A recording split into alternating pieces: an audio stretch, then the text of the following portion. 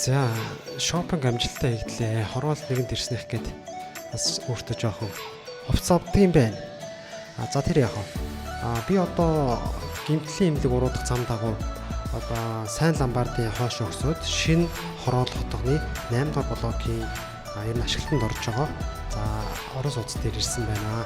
За, энэ хүү орон сууцын хувьд гэх юм бол одоо миний орж ирсэн байгаа энэ хүү байр маань 66 м квадрат 3 өрөө байрны сонголттой ийм орон сууц байна гэсэн үг.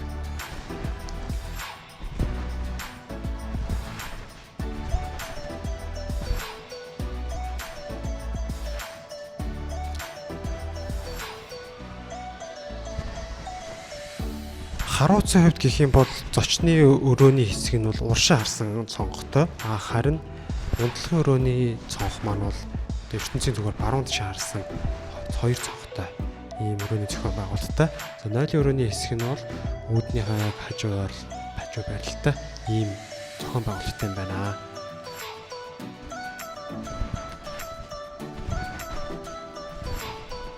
За, одоо энэ харагдаж байгаа энэ барилга тийм ээ.